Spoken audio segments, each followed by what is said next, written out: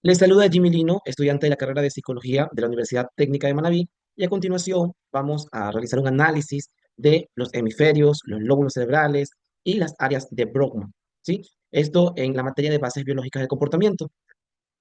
¿Qué es el cerebro y cuál es la función que tiene el cerebro humano?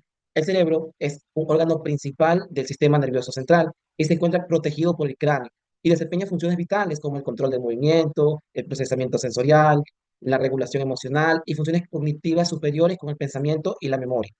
El cerebro se divide en dos hemisferios, el derecho y el izquierdo. El derecho tiene como función procesar información de manera global e intuitiva, y el izquierdo maneja tareas analíticas y secuenciales como el lenguaje y las matemáticas. Estos dos hemisferios están conectados mediante un cuerpo calloso que permite la comunicación entre ambos hemisferios. Dentro de sus funciones, para ahondar un poco, el hemisferio derecho del cerebro se destaca por su creatividad y enfoque holístico. Procesa la orientación espacial, reconoce rostros de emociones y fomenta el disfrute del arte y la música, percibiendo primero el panorama general antes de los detalles. El hemisferio izquierdo es crucial para el lenguaje, la lectura, la escritura y el habla, y el razonamiento lógico. Procesa los estímulos de forma analítica separando las partes para resolver problemas. Aunque tienen funciones especializadas, ambos hemisferios trabajan en colaboración para realizar actividades complejas como leer, entender el contexto emocional y formular respuestas. Voy a proyectar un video para hacerlo de manera más didáctica sobre el tema de los hemisferios.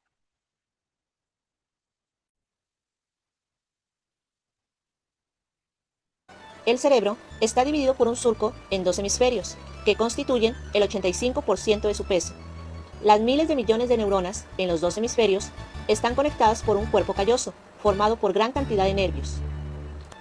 El hemisferio izquierdo del cerebro tiene como actividad principal el reconocimiento de detalles, como por ejemplo reconocer una cara específica en una multitud. Se piensa que el control del habla, así como el uso del lenguaje, se localizan en este hemisferio. El hemisferio derecho del cerebro tiene como actividad principal las generalidades, como es la posición relativa de objetos en el espacio, y por lo tanto las habilidades artísticas y musicales parecen centralizadas en el hemisferio derecho. Existen actividades que se dividen por igual entre los dos hemisferios, como es el control de los músculos del esqueleto y la interpretación de las sensaciones en la superficie del cuerpo, que son controladas desde la corteza cerebral. Bueno, ahí pudimos observar un poco sobre el hemisferio derecho, el hemisferio izquierdo, sus funciones y cuándo trabajan en conjunto.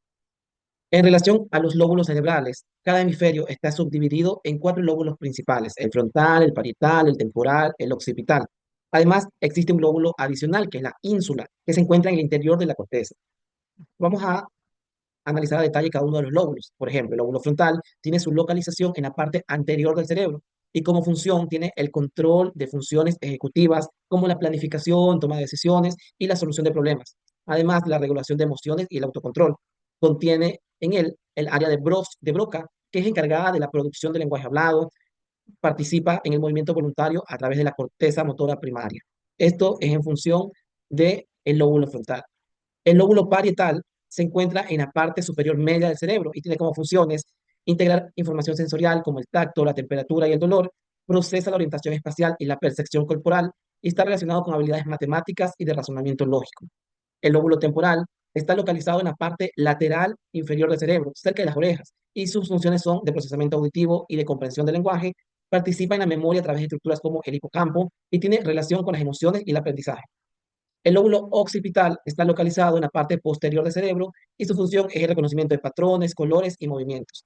En relación a la ínsula, su función está relacionada con la percepción interna del cuerpo, emociones y toma de decisiones. Además, vamos a proyectar un video sobre los lóbulos.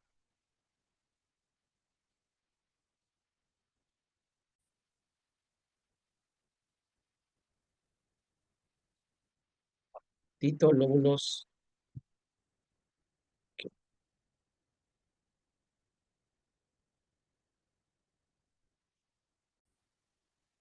Lóbulos cerebrales. Funciones y afecciones. Lóbulo frontal. Da forma a las funciones de la conducta humana. Si es dañada puede aparecer afasia de Broca o alteraciones en la orientación espacial. Lóbulo parietal. Percibe las sensaciones táctiles de dolor, térmicas, la presión, etc. Una lesión de las áreas puede producir anestesia en el lado opuesto del cuerpo. Lóbulos temporales. Intervienen en el procesamiento de información auditiva. Su daño puede llevar a deseos sexuales difíciles de controlar. Lóbulo occipital. Está dedicado enteramente a la visión. Entre sus afecciones se encuentra la prosopagnosia, que es la pérdida de la capacidad de reconocer rostros familiares. Ínsula posee funciones viscerales, de percepción del gusto y el olfato. Esta área frecuentemente está involucrada en trastornos neurodegenerativos, como el Parkinson o el Alzheimer. Bueno, ahí pudimos observar de manera más gráfica el tema de los lóbulos y a continuación vamos a analizar las áreas de Brodmann. Las áreas de Brodmann son una clasificación de la corteza cerebral basada en su estructura celular, identificados por Corbin and Brodmann en 1909. Estas áreas permiten estudiar funciones más específicas de diferentes regiones. Unos ejemplos de algunas áreas relevantes de las áreas de Brodmann, por ejemplo, dentro de las áreas motores, tenemos el área 4, que es la corteza motora primaria que controla movimientos voluntarios, y el área 6, que es la corteza premotora relacionada con la planificación de movimientos. Otra de las áreas es la sensorial, que están en las áreas 1, 2 y 3, que es una corteza sematosensorial primaria que procesa sensaciones del cuerpo como el tacto. Las áreas visuales, que es el área 17, que procesa información visual básica como forma y colores. El área 18 y 19, que realizan un procedimiento visual más complejo. Las áreas de lenguaje, que son las áreas 44 y 45. El área de Broca, que es la producción del habla y lenguaje escrito. El área 22, que es la comprensión del lenguaje. Las áreas asociativas, por ejemplo, el área 10, que participa en la planificación y toma de decisiones. El área 39, relacionado con la lectoescritura y razonamiento simbólico. ¿Y por qué son importantes las áreas de Brodmann? Porque permiten entender cómo se organiza el cerebro para realizar funciones específicas y han sido claves en los avances médicos como la cirugía cerebral. ¿Sí? Vamos también a ver un video sobre las áreas de Brodmann para que sea un poco más dinámico y un poco más entendible la exposición. En este momento vamos a compartir las áreas de Brodmann y Las áreas de Brodmann son una forma de dividir la corteza cerebral.